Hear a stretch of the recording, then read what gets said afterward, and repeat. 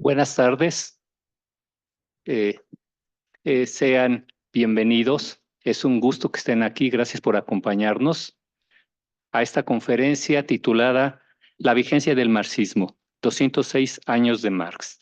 Este evento, esta conferencia, es organizada por las y los estudiantes miembros del Comité Local de la Facultad de Economía de la Asociación Nacional de Estudiantes de Economía AC. Muchas gracias.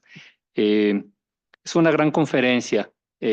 Tenemos aquí a mi izquierda a tres profesores, grandes profesores, al profesor César Enrique, al profesor Amílcar. El doctor Máximo avisó que ya viene para acá, viene un poco retrasado. Eh, Así que rápidamente voy a dar lectura a unas líneas que escribieron los propios estudiantes y a la texto al cual no le voy a mover una coma o un punto, ¿de acuerdo? Eh, es un honor dar inicio a este evento académico en conmemoración del 206 aniversario del natalicio de Carlos Marx, uno de los pensadores más influyentes y trascendentes en la historia del pensamiento social y económico moderno. Marx legó una obra prolífica que sometió a crítica profunda las teorías económicas clásicas de su tiempo y planteó una concepción revolucionaria de la realidad social, sus contradicciones y sus fuerzas motrices. Su pensamiento trascendió las fronteras de la filosofía para convertirse en un activo llamado a la transformación de las condiciones materiales de existencia. En un mundo convulso, protagonizado por la expansión de la burguesía y el capitalismo, las ideas marxistas emergieron como una poderosa herramienta para descifrar los enigmas de esta nueva era histórica. Marx no solo interpretó la realidad, sino que su obra tuvo un impacto práctico que moldeó los movimientos políticos y sociales del siglo XX. Hoy, 206 años después de su nacimiento, el día de ayer nació Carlos Marx, hace 206 años, el pensamiento marxista mantiene plena vigencia ante los desafíos que afronta la humanidad. La creciente desigualdad, bienvenido, profesor Máximo, qué bueno que está aquí. Apenas empezamos. La creciente desigualdad, la crisis ambiental, los nuevos fenómenos de explotación laboral y las luchas de clase por la emancipación de los pueblos. En la Facultad de Economía, cuna de tantos destacados estudiosos del marxismo, tenemos el compromiso de seguir analizando crítica y rigurosamente las contradicciones inherentes al sistema capitalista, desde diversas perspectivas teóricas. Con la participación de reconocidos académicos, este evento busca contribuir a dicho debate, vislumbrando alternativas ante la crisis civilizatoria que atravesamos. Otra vez, bienvenidos. Esta es una conferencia titulada La vigencia del marxismo, 206 años de Marx. Tendremos a tres extraordinarios ponentes, marxistas, sí, marxistas de cubículo, pero no solo. Marxistas académicos, pero no solo. Marxistas que entienden que la lucha de clases existe en los libros, en las calles y en las universidades, ¿de acuerdo? Voy a leer brevemente una semblanza de los tres ponentes, ¿de acuerdo?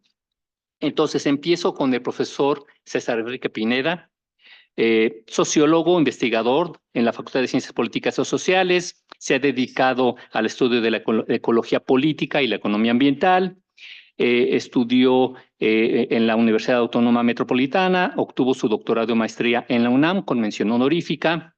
A partir de este 2024 es profesor investigador de tiempo completo en el Instituto Mora. Es activista y acompañante en múltiples movimientos sociales. A eso me refería. No son marxistas solamente de oficina. Sus investigaciones se centran en analizar cómo las dinámicas de la acumulación y explotación del capital impactan los procesos naturales, generando consecuencias ambientales y sociales, abordando temas como la contradicción del capital en la naturaleza, los movimientos sociales, la autonomía, el Estado y la comunidad. Ahora voy a presentarles brevemente al profesor Amílcar París Mandoki. El profesor Amílcar París Mandoki es licenciado en Filosofía por la Facultad de Filosofía y Letras, con maestría en Economía aquí en el posgrado de Economía de la UNAM. Su investigación y aportes académicos se centran en rescatar los principios y teorías fundamentales de Marx y Engels, ofreciendo una perspectiva enriquecedora sobre la relevancia continua de estas ideas en la comprensión del mundo contemporáneo. Ha abordado temas como filosofía de la historia, metodología de la investigación, teoría del Estado, economía política y filosofía del siglo XIX. Ha participado en proyectos sobre indicadores de derechos humanos en el Programa Universitario de Derechos Humanos de la UNAM. Es filósofo, es docente en el Centro de Estudios Filosóficos de la Facultad de Filosofía y Letras aquí en la UNAM, imparte cátedra de Filosofía de la Historia. Se ha destacado también como un gran divulgador de filosofía en su canal de YouTube, Filosofía de la Historia con Amílcar París Mandoki. Debo señalar que los tres profesores son activos, por lo menos tuiteros, ¿de acuerdo? Ahí lo sigo. El profesor Máximo Modonesi. Es doctor en estudios latinoamericanos por la Facultad de Filosofía, Filosofía y Letras de la UNAM. Obtuvo la maestría en estudios latinoamericanos en ciencias políticas y sociales aquí en la UNAM. Es también doctor en filosofía de la Universidad de la Sapiencia en Roma. El doctor Máximo es sociólogo de ciencias políticas, con especialización en teoría política y movimientos sociales. Su trabajo se enfoca en el análisis del fenómeno político de la izquierda mexicana, utilizando aportes teóricos de Gramsci sobre la hegemonía. Su investigación ha contribuido al entendimiento de los procesos políticos o sociales en México en la actualidad.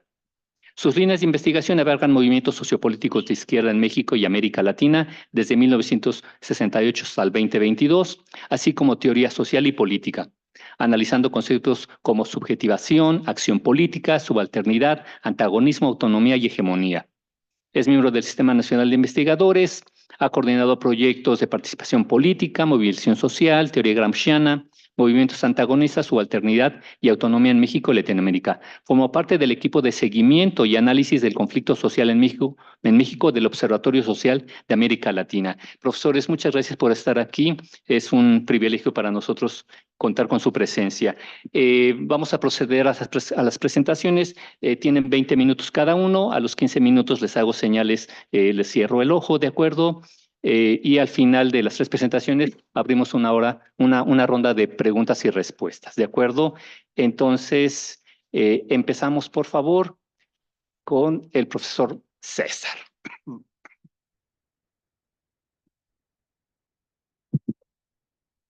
Hola, hola.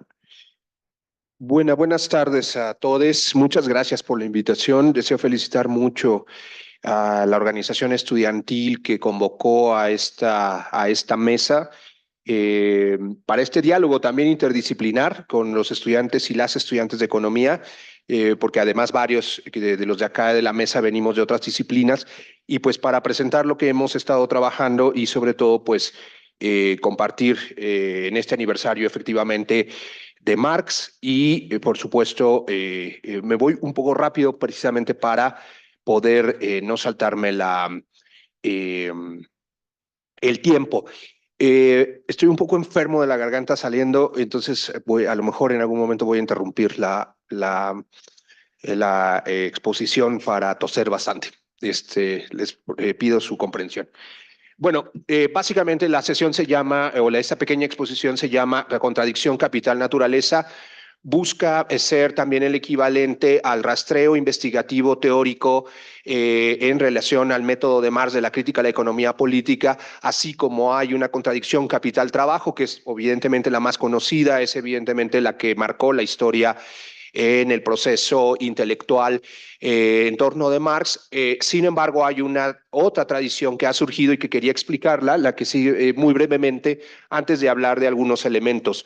Primero, separar especialmente los tres tipos de, por decir así, de economía en las que podemos adentrarnos en la relación con la naturaleza a partir de lo que se supone es el pensamiento económico. La economía ambiental, que en realidad es la respuesta tradicional de la economía, incluso yo diría también de la fase neoliberal, donde la economía ambiental trata de internalizar los fallos del mercado, sometiendo a la lógica de los precios a la naturaleza. El ejemplo clásico son los mercados de carbono internacionales. Entonces, digamos que esta es la respuesta más tradicional. Luego está la economía ecológica. Esta es una vertiente que seguramente ustedes conocen mejor que yo, pero en ambos casos, pero esta trata de contabilizar los flujos de materia y energía más allá de la dinámica de precios.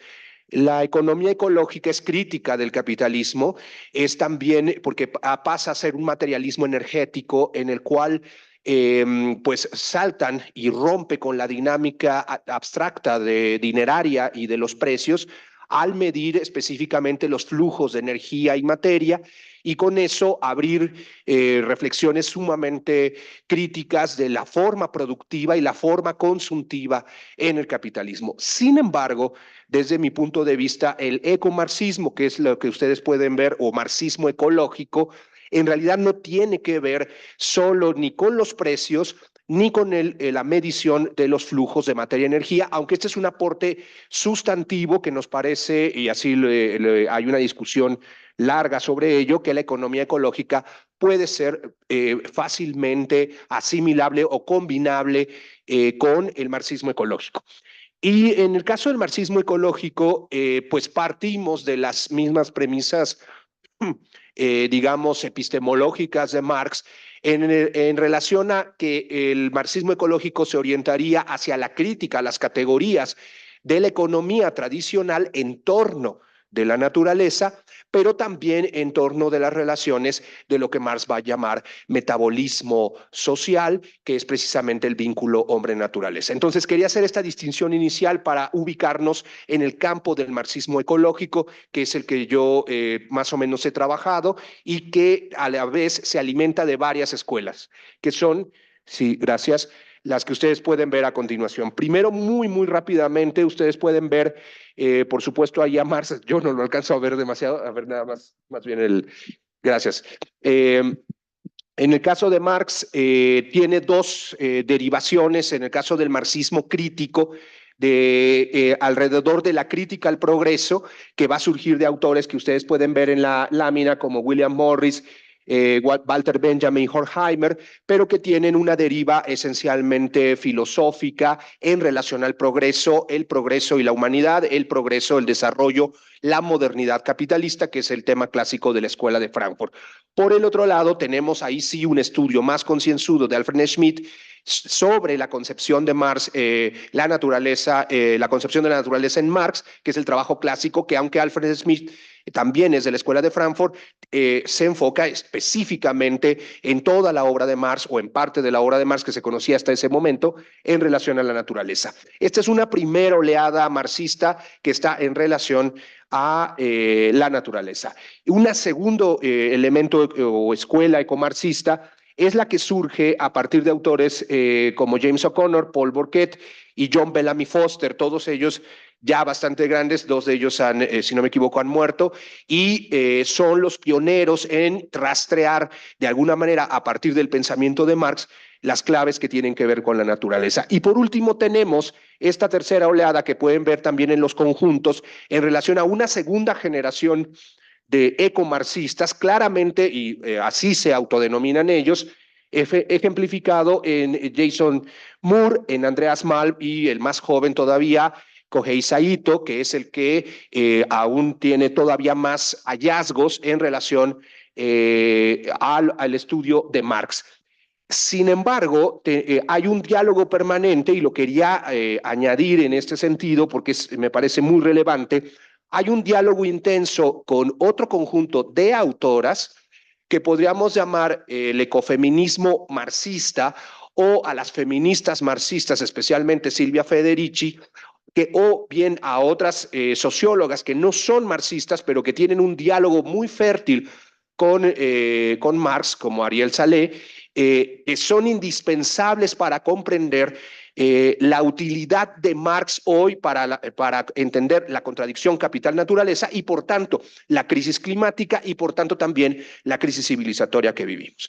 En ese sentido, yo solo quería, aunque felicité mucho a los estudiantes de acá y las estudiantes que organizaron acá, que sí me hubiera gustado mucho incorporar a alguna compañera marxista, especialmente en el tema del Estado, quizá Diana Fuentes, Rina Rux hubieran completado esta mesa, o incluso más allá de que fueran marxistas mujeres, que se pudiera incorporar este diálogo con el feminismo que también tiene un rasgo de suma actualidad en el debate entre el marxismo y el feminismo.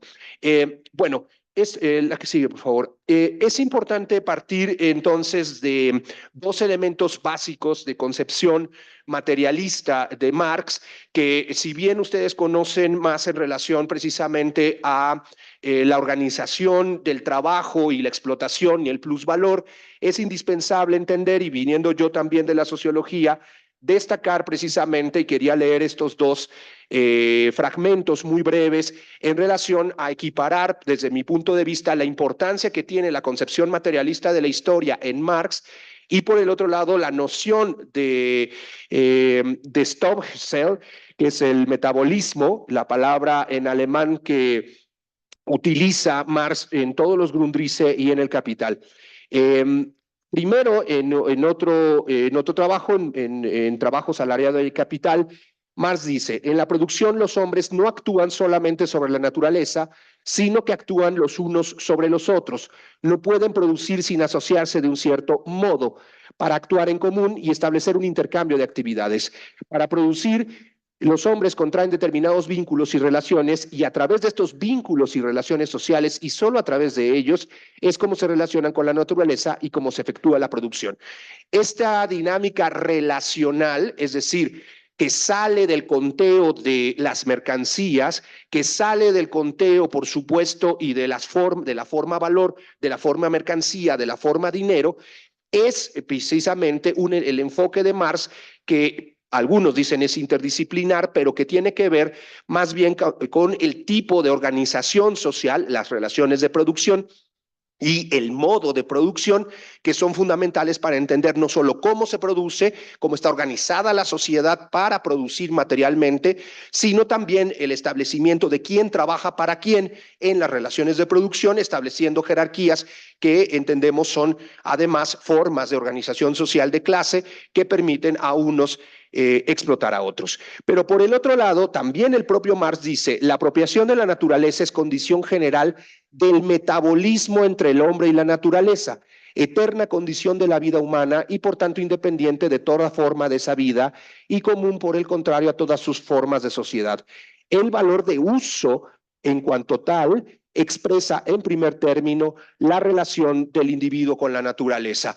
En ese sentido, quería yo destacar que para Marx no es una interpretación menor, la que hago yo, es tan importante la noción de metabolismo, como metabolismo social, como lo podríamos denominar hoy, o incluso metabolismo socioecológico, como ya algunos ecologistas y también algunos economistas le dicen, para entender estos vínculos entre hombre y naturaleza, y es tan importante como el caso de modo de producción, relaciones de producción en Marx. Porque no solo en Marx hay una perspectiva, la que sigue, que tiene que ver de interdependencia entre metabolismo, modo de producción, trabajo y naturaleza, están engarzados entre sí como una unidad indisociable, pero una totalidad compleja, como diría él, entrelazada de manera histórica.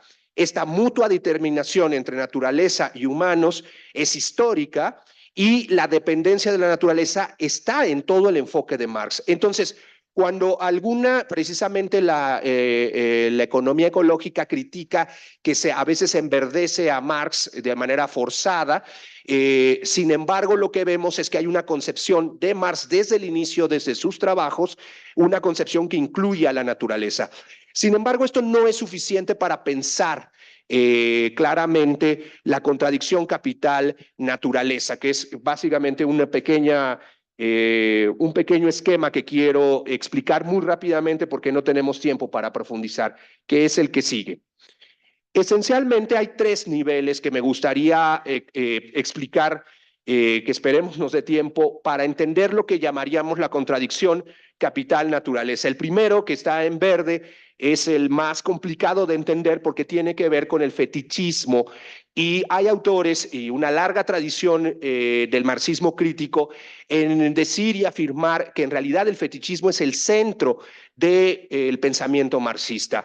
Pero el fetichismo ha sido malentendido. De hecho, a veces incluso acá en economía o en otros lugares, en ciencias políticas, uno se salta incluso el capítulo de la mercancía porque se pensaba que era un capítulo o filosófico o que no estaba ligado ligado literalmente o directamente a la producción, al trabajo, a la explotación y por supuesto a la producción de plusvalor, que es digamos, de los capítulos, o a la acumulación originaria, que en otros capítulos, en el capítulo 24, son muy obvios y son muy fácilmente asimilables para entender las relaciones de dominación tanto en el trabajo y en la fábrica, perdón, como en la acumulación originaria, como la separación de los medios de producción y, por tanto, la escisión con el principal medio de producción, la tierra. En ese sentido, Rubin y Backhaus afirman que el fetichismo es el centro. Y quisiera ir rápidamente decir algunos elementos que a lo mejor Amílcar retomará o que él desarrollará de otro modo. La idea de que el centro de Marx es el fetichismo tiene que ver también con la importancia que tiene el valor y la definición de valor y el método crítico para acercarse al valor. Mientras la economía generalmente, y Schumpeter lo dice, que no, los economistas no necesariamente pueden dar estos conceptos como dados, mercancía, valor, dinero, Marx se burla una y otra vez efectivamente de por qué una ciencia llamada economía, y perdonen ustedes, no voy a poner a criticar su ciencia, y menos sin saber la disciplina por completo, pero es lo que dice Marx, así que a mí no me culpen. No culpen al sociólogo, culpen a Marx.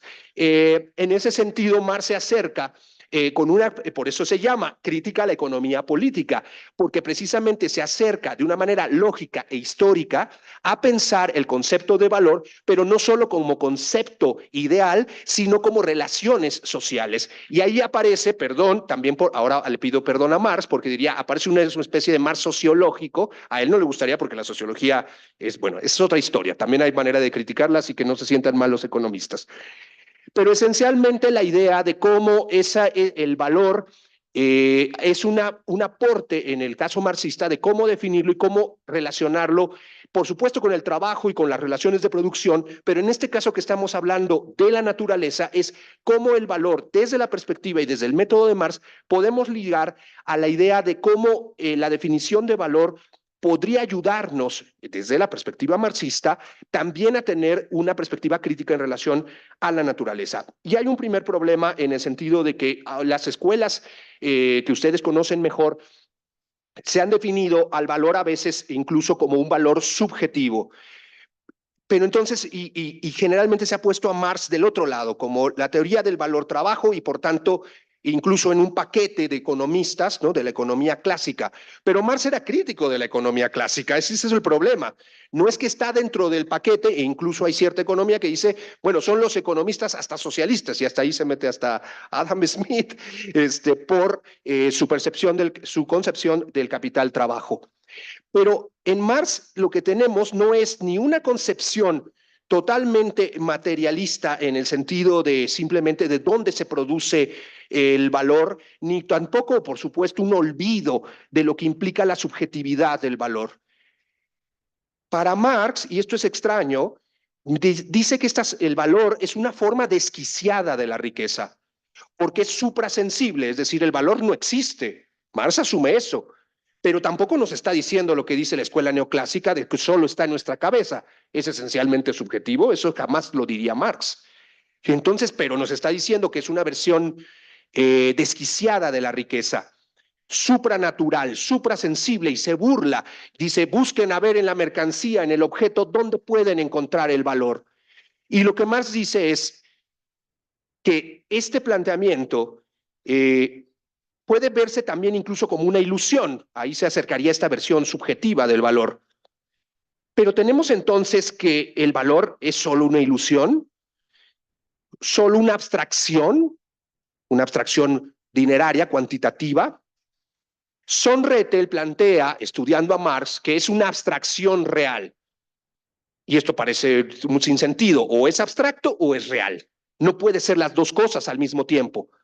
Lo que plantea Sonrethel es que la abstracción real es precisamente lo que estudia Marx al acercarse al valor. Es decir, el valor aparece solo como relación social y aunque es una ilusión, actuamos alrededor de esa ilusión como si existiera. Y en ese sentido, el valor aparece como si existiera ordenando nuestras vidas. El valor es central en la relación capitalista, y el valor entonces es fundamental para entender no solo cómo olvidamos lo que hay alrededor del valor, la producción, el trabajo, sino también la materia, la energía, la naturaleza. El mundo del valor, el mundo de la abstracción, una abstracción real, insisto, no una abstracción como un unicornio, una imaginación. Cuando decimos una abstracción, decimos, por ejemplo, la palabra animal. La palabra animal no representa a ningún animal en particular, sino a todos los animales en general. Si se dan cuenta, el animal, el concepto, no existe en la realidad. Es una abstracción. No es elefante, hormiga o perro. Existe el perro, la hormiga y el elefante. Y en ese sentido, aquí tenemos no solo una abstracción, sino una abstracción que funciona, que nos hace actuar como si el valor existiera. Y esto es distinto.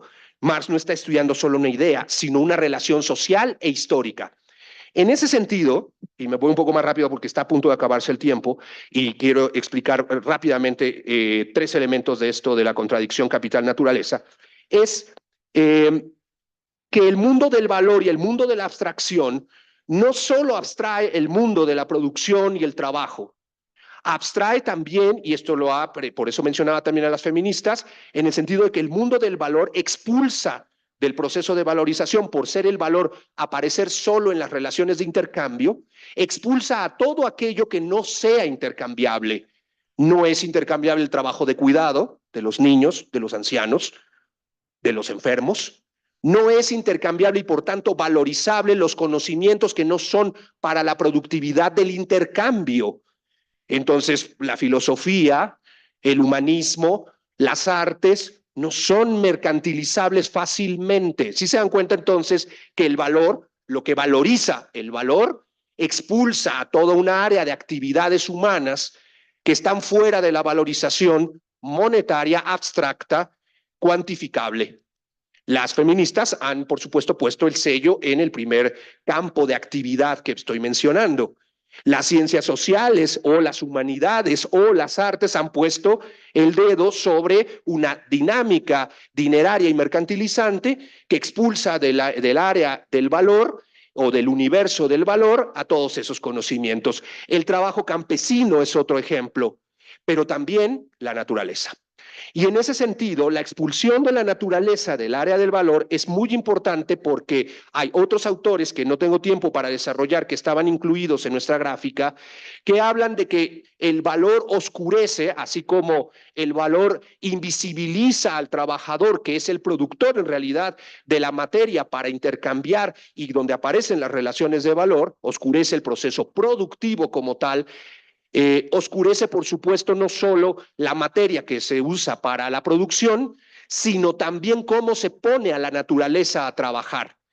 No solo la tierra se artificializa para poder producir más rápido, sino ponemos a producir a otras especies. Si lo piensan en ese sentido, hay especies en este momento, así como hay obreros en la fábrica, hay especies trabajando una y otra vez, trabajando, la naturaleza puesta a trabajar, autorreproduciéndose, o mejor, el hombre interviniendo en la naturaleza para reproducirse una y otra vez, por ejemplo, en la industria cárnica, de manera industrial, para producir también valor. Y en ese sentido, también podemos pensar, incluso algunos autores han llevado al extremo, sí, concluyo casi, al extremo la idea, por ejemplo, de que las bacterias, por ejemplo, en la fermentación, otras especies, los virus, las bacterias están puestas a trabajar, por ejemplo, para producir, en este último caso, cervezas, etcétera. Es decir, no alcanzamos a ver el mundo o el mundo de vida puesto a trabajar alrededor del capital. En ese sentido, la apariencia del valor es supraecológica, o sea, pareciera estar por fuera, por encima, mejor dicho, de la materia y de las relaciones bióticas y del entramado que produce vida, pero en realidad es ecodependiente. Ariel Salé, la feminista que mencionaba hace rato, dice, por tanto, y propone el concepto de valor metabólico, la red de vida que permite producir y reproducir no solo materia, sino también encima de la materia, por decirlo así, el valor.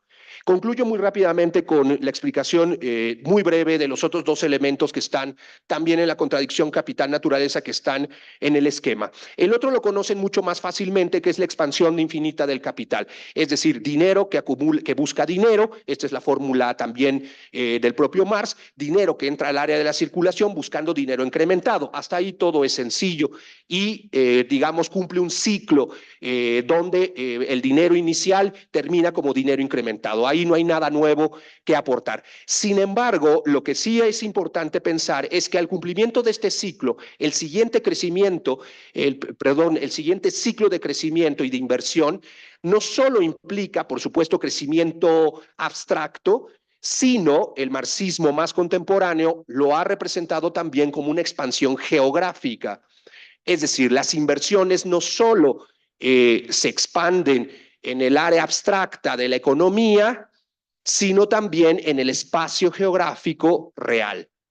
Y en ese sentido, Marx tiene una frase fundamental que es vencer al espacio mediante el tiempo. Acelerar la circulación y acelerar la producción puede vencer los obstáculos de la acumulación que de otro modo estarían constreñidos a lo pequeño y a los mercados más limitados. En ese sentido, la expansión del capital requiere, por decir así, vencer los obstáculos espaciales, que si lo ven es la lógica inicial de cualquier imperialismo, es decir, la expansión hacia otros lugares, que por tanto invade otros lugares, pero esos otros lugares son ecosistemas. Y en ese sentido, y con eso concluyo, sin poder profundizar en estos elementos que quizá en la ronda de preguntas podamos hacerlo, la importancia de combinar cómo esta expansión infinita tiene necesidad de vincularse materialmente con los tiempos de la naturaleza. Enrique Leff ha denominado hace ya mucho tiempo la idea del tiempo de trabajo de la naturaleza. Es decir, ¿cuáles son los tiempos de los ecosistemas? ¿Cuáles son los tiempos bióticos? Y en ese sentido, con solo 3 elementos termino. La idea de los tiempos de renovación, es decir, obviamente cuánto un bosque tarda, por supuesto, en regenerarse y volver a crecer. Y por eso hay una intervención diferenciada, por ejemplo, en especies. No se cultivan todas, sino las maderables, y las maderables son las que crecen más rápido, pino y eucalipto, pero a su vez estas son las que consumen, por crecer más rápido, más agua. Se dan cuenta entonces que se produce una contradicción central, es decir, entre más se acelera el ciclo para la inversión en capital maderero, más se van sustituyendo al bosque nativo por bosques y especies maderables que consumen a su vez más agua, que agotan los mantos acuíferos y que hacen insostenible la reproducción de ese mismo bosque. 2, adaptación. Los animales, las otras especies, tienen tiempos de adaptación. Siempre doy el ejemplo del oso perezoso. Es muy lento, todos lo conocemos. Es ese que se abraza con grandes garras a ciertos árboles. Si se cortan esos árboles, el oso no tiene mucho tiempo, es literalmente lento. A diferencia de otras especies como las gaviotas, que pueden, no solo porque vuelan, sino que se adaptan a casi cualquier tipo de comida. Entonces, si uno tira basura, ahí van a ir a buscar su alimento en la basura. Es decir, si modificamos demasiado rápido los ecosistemas, entonces ciertas especies no tienen la capacidad de adaptación para esa transformación tan rápida. Y disolución, los tiempos de absorción de, por ejemplo, de químicos en la naturaleza. Esto queda muy claro en los plásticos, que sabemos la sobreproducción de plásticos va a un ritmo insostenible en relación a la disolución que tiene, la capacidad de disolución que tiene la naturaleza para absorberlos. Con eso quisiera concluir la idea entonces de que los 3 elementos que están en el esquema están articulados así como una contradicción única, es decir, una contradicción en el sentido de lo que Moore llama naturaleza abstracta y el fetichismo de el valor en relación con la naturaleza, la expansión infinita del capital y los tiempos de la naturaleza, que de manera abstracta y de manera genérica nos ayudan a entender que hay una contradicción esencial en la forma del capitalismo, no solo afuera como impacto o externalidad, que es lo que dice la economía tradicional, sino interna al modo de producción capitalista, develando así una contradicción irresoluble en términos capitalistas y por tanto con ello concluir que Marx nos ayuda a entender la contradicción de nuestro tiempo, la contradicción de que el capital es el principal vector de extinción de lo vivo. Muchas gracias.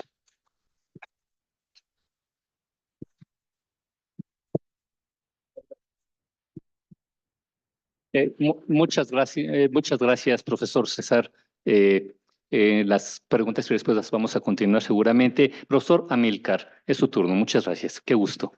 Muchas gracias. Quiero agradecer a la Asociación Nacional de Estudiantes de Economía por la invitación, por la organización del evento.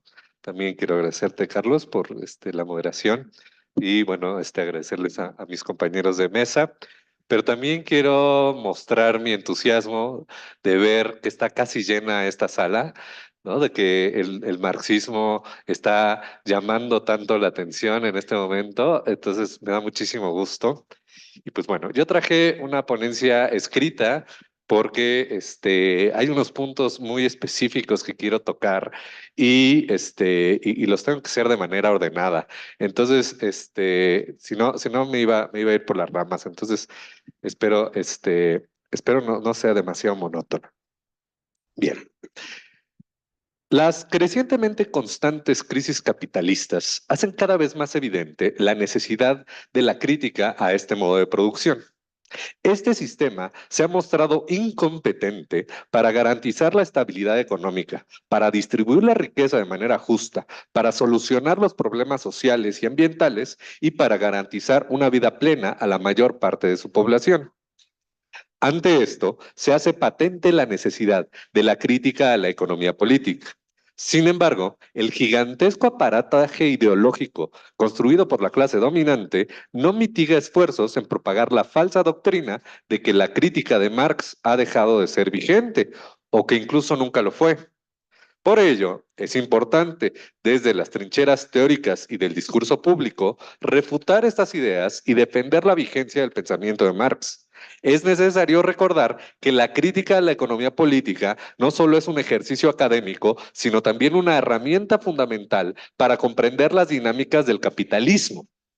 Esta vigencia se manifiesta de diversos modos. Por ejemplo, en el hecho de que la crisis financiera del 2008 se repitió el ciclo descrito en el tercer tomo del Capital, o que la subsunción formal y real del trabajo al capital revela las constantes transformaciones de las relaciones de producción, incluida la actual transformación por las apps, o que en la tasa de ganancia se encuentra siempre una tendencia decreciente. Aquí en la Facultad de Economía estarán muy familiarizados con estos aspectos. Por ello, quiero aprovechar mi formación filosófica para resaltar otra dimensión de la relevancia de Marx, la vigencia de su metodología tal cual es presentada en el texto conocido como los Grundrisse, que César ya mencionó. En la economía política pre-marxista, era común la inclusión de un capítulo inicial que abordara las condiciones generales de toda producción. Según Marx, este capítulo a menudo contenía tautologías simplistas que trataban sobre las condiciones necesarias para la producción y las condiciones que la promueven.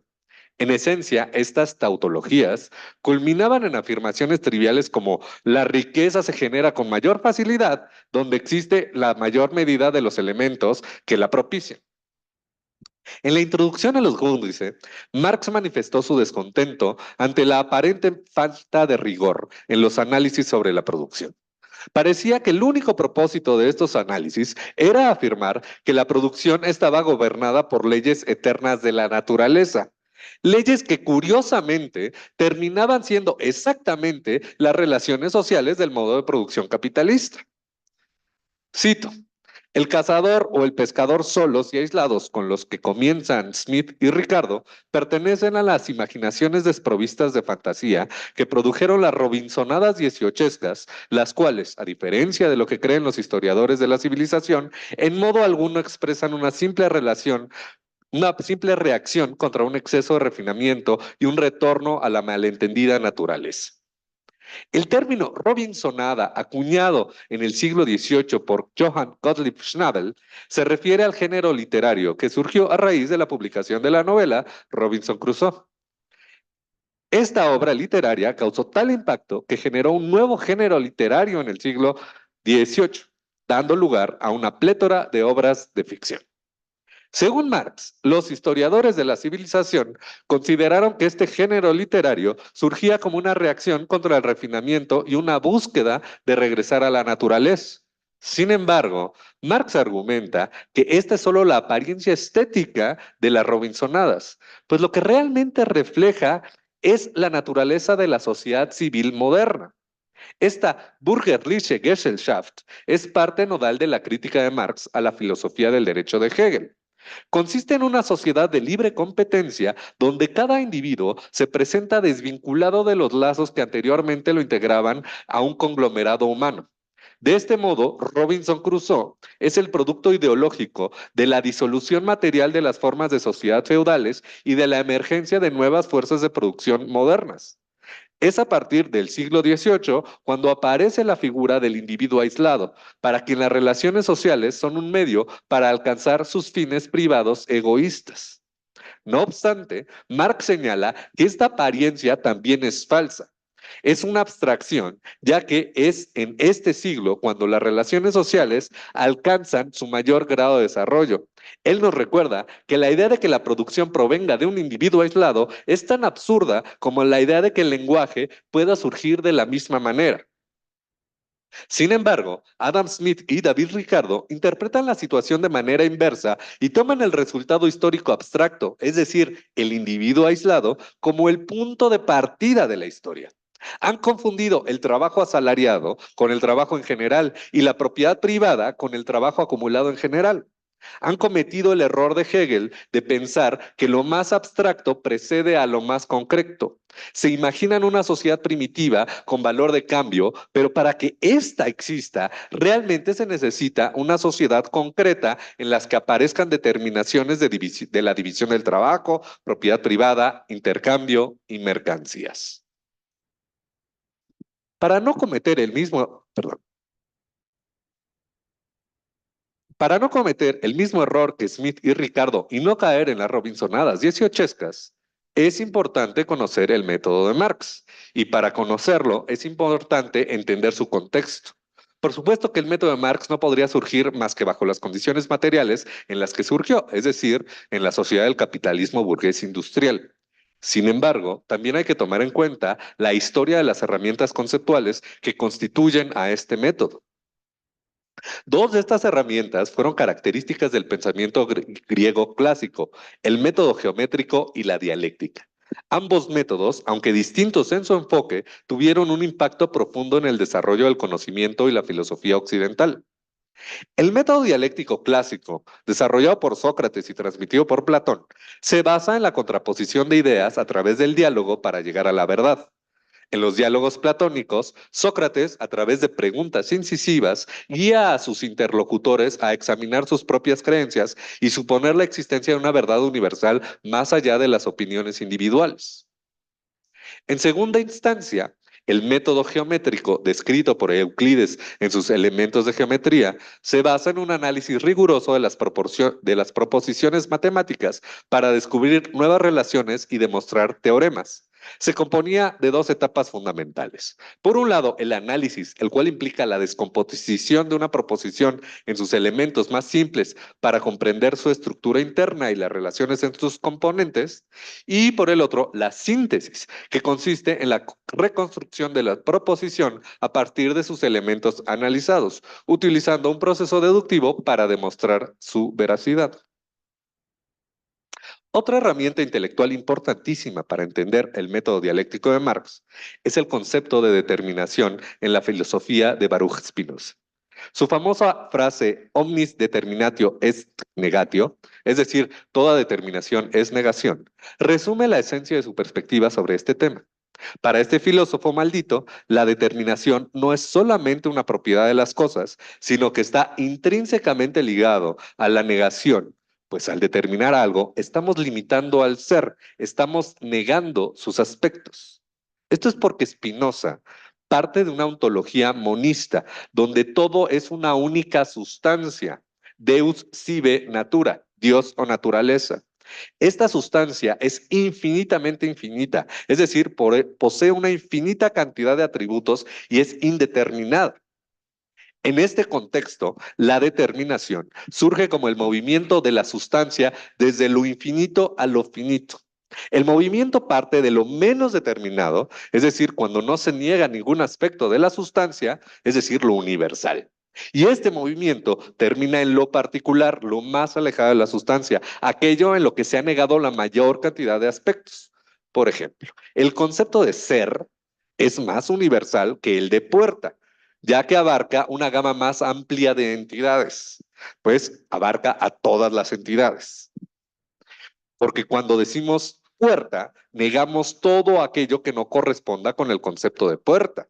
Las sillas, los zapatos, las personas, los libros de filosofía, el sentimiento de lo sublime, etcétera.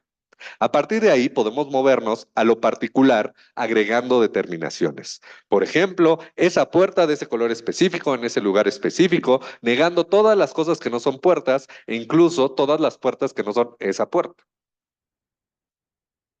Estas herramientas toman una nueva dimensión en la filosofía de Georg Wilhelm Friedrich Hegel. Si bien Hegel coincide con Spinoza en que toda determinación es negación, para el filósofo alemán esta negación no implica un alejamiento del ser, sino un acercamiento. Esto lo podemos ver en su distinción entre lo concreto y lo abstracto. En el uso coloquial, lo concreto se suele asociar con lo inmediato, lo sensible, lo intuitivo, mientras que lo abstracto se relaciona con el pensamiento, las ideas y los conceptos. Sin embargo, para Hegel, esta distinción tiene un significado más profundo. Lo abstracto, en su sentido hegeliano, no se refiere a algo vago o intangible, sino a lo indeterminado, aquello que aún no ha sido completamente definido por sus determinaciones. En cambio, lo concreto no es simplemente lo inmediato, sino la unión de determinaciones que surge del proceso dialéctico de la negación. Por ello, en la fenomenología del espíritu, vemos un camino de lo menos determinado a lo más determinado, de lo más abstracto a lo más concreto. Comienza en lo más abstracto, la intuición sensible, un ruido, un color, un objeto que se observa.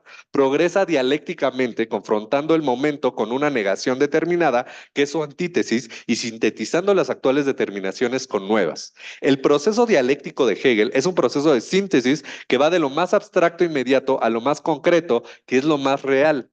Para Hegel, como para Spinoza, el proceso de síntesis tiene una importancia central, mientras que el proceso de análisis es relegado. Es decir, en la fenomenología, el proceso de análisis es un proceso reflexivo, es un mirar hacia atrás, eliminar determinaciones para ver un momento anterior del objeto, un momento más abstracto, un momento menos real. Marx argumenta que la postura de Hegel incurre en una confusión entre el camino del entendimiento, es decir, la lógica interna del pensamiento, y el camino de la realidad misma.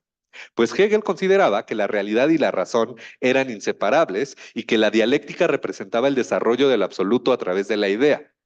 Esta confusión, según Marx, conduce a una visión idealista de la historia. En respuesta a las limitaciones de la dialéctica hegeliana, Marx propone un replanteamiento del método dialéctico a partir de la distinción entre lo concreto real y lo concreto pensado, lo concreto representado y lo concreto síntesis de determinaciones. Esta distinción radica en que la realidad es material y aunque es un producto de las relaciones sociales que se desarrollan históricamente, existe independientemente de la comprensión que tenga de esta el individuo singular. Así, el punto de partida del método dialéctico materialista es lo concreto representado, es decir, la realidad misma en su estado material y objetivo. Esta realidad, a pesar de ser compleja y caótica en su apariencia inicial, posee una multiplicidad de determinaciones inherentes. Lo concreto es un conjunto de determinaciones, sin embargo, son determinaciones de las cuales todavía no somos conscientes. Marx está de acuerdo con Hegel en que la realidad es lo más concreto, es la suma de todas las determinaciones. Sin embargo, en el punto de partida del camino epistemológico, el conjunto de determinaciones de las cuales está compuesta la concretud de la realidad no han sido aprendidas por la conciencia individual, por lo tanto aparece como caótica y sin forma. A diferencia del análisis hegeliano como proceso regresivo, el análisis marxista es progresivo, parte de lo concreto representado para llegar a lo abstracto a través de la comparación y la eliminación de lo contingente. El análisis consiste en la progresiva eliminación de determinaciones mediante la comparación, la identificación de elementos comunes y la eliminación de esto contingente. Esta eliminación de determinaciones abstrae categorías y permite aislar determinaciones cada vez más abstractas. El análisis toma la totalidad de las determinaciones que se encuentran en lo concreto representado y las separa. El resultado son determinaciones abstractas. Así como en Spinoza las determinaciones son propiedades de la totalidad entendida como la sustancia, en Marx las determinaciones abstractas son los conceptos, los aspectos del concreto representado.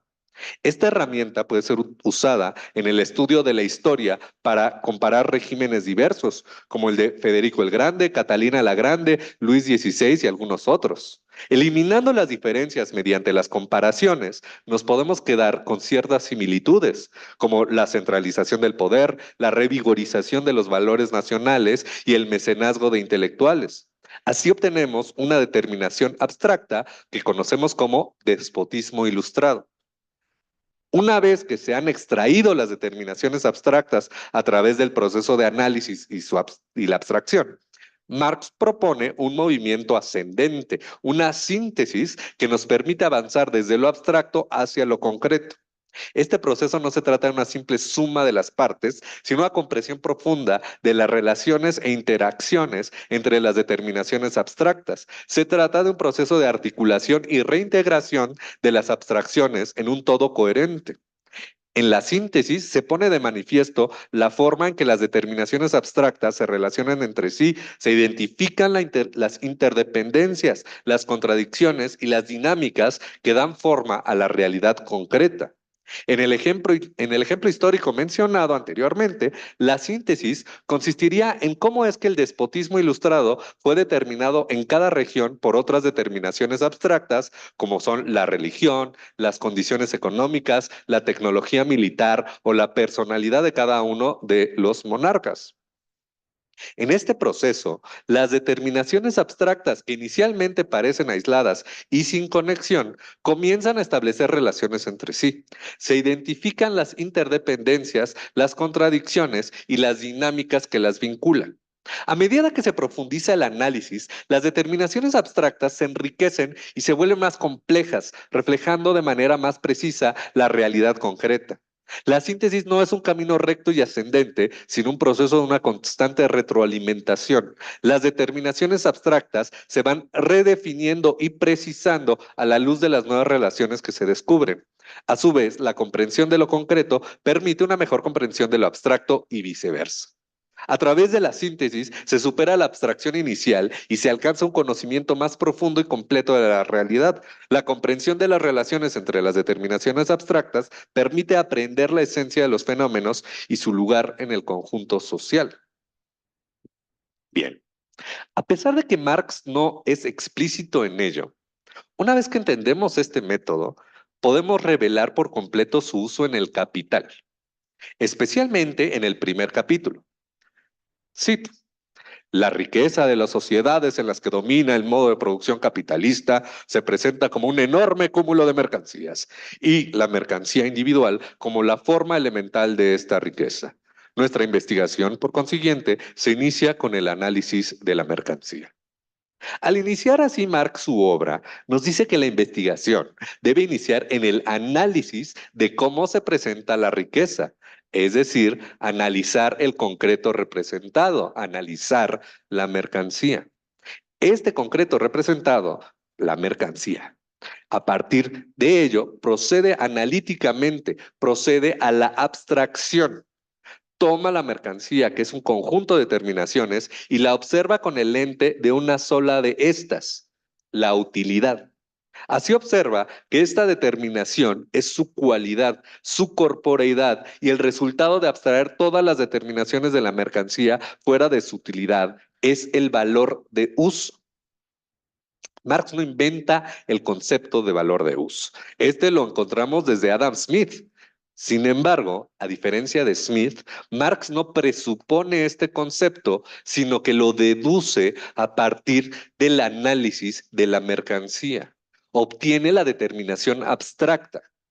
Una vez que Marx ha deducido la determinación abstracta de valor de uso, esta se vuelve una herramienta muy útil para deducir más determinaciones abstractas. Regresa al punto de partida, la mercancía, y vuelve a hacer una abstracción de esta mediante el valor de uso, solo que ahora de modo inverso. Mientras que primero la determinación de utilidad negaba todas las determinaciones, otras, ahora el valor de uso es negado. Marx observa a la mercancía eliminando la determinación abstracta de valor de uso. El objeto que resulta de esto es solo un producto del trabajo. Marx se ve obligado a aclarar algo de este trabajo. Este no es el trabajo que se presenta en el concreto representado, el trabajo que podemos observar empíricamente. El trabajo representado, el trabajo particular, es el trabajo del albañil, de la carpintera, del costurero, de la encuadernadora, etcétera. Son trabajos particulares empíricos del concreto representado. Pero si a estos trabajos empíricos le realizamos la abstracción del valor de uso, es decir, le abstraemos sus cualidades físicas, su corporeidad, lo que hace de cada uno una producción para satisfacción de necesidades específicas, entonces vamos a tener como resultado una nueva categoría, una nueva determinación abstracta, el trabajo humano indiferenciado. Finalmente, realiza un proceso de síntesis de esta determinación abstracta con otra determinación abstracta, la magnitud. La síntesis entre trabajo humano indiferenciado y magnitud, es decir, la interdeterminación de estos dos conceptos, da como resultado el tiempo de trabajo socialmente necesario. Y haciendo análisis mediante esta categoría de regreso con la mercancía, obtenemos el concepto de valor. Pero si Marx está utilizando esta metodología, ¿por qué no usa los términos de los Grundrisse? Esto lo explica en el epílogo de la segunda edición del Capital. Cito, claro está que la manera de exponer tiene que distinguirse formalmente del modo de investigar. La investigación debe asimilarse a la materia en detalle, analizar las diversas formas de su desarrollo y descubrir sus nexos internos. Solo después de haber realizado esta labor puede exponerse adecuadamente al movimiento real. Es decir, la investigación desplegada en los Grundrisse no es lo mismo que la exposición desplegada en el Capital. El interés de la segunda obra no es exponer el método de la economía política, sino revelar el proceso de producción del capital. Sin embargo, una mirada más cercana revela que ambos textos no son tan lejanos uno del otro, pues en primera instancia, Marx establece la presencia de la riqueza como mercancía, manteniendo la relación con el concreto representado. Además, hace uso constante del proceso de abstracción, que es exactamente lo mismo que el análisis. Sin esta metodología, no hubiera llegado a los conceptos de tiempo de trabajo socialmente necesario, fuerza de trabajo, explotación absoluta, explotación relativa, capital constante y capital variable, y no podría unirlos para construir el andamiaje completo de la crítica a la economía política. El mundo todavía necesita de la crítica de la economía política de Marx, pero no es suficiente. El mundo se ha vuelto más complejo, más interdeterminado, y para entenderlo necesitamos un método que nos permita profundizar en la complejidad de su concretud. Ante esto, la metodología dialéctica materialista no solo no ha perdido su vigencia, sino que ésta se ha vuelto más patente que nunca.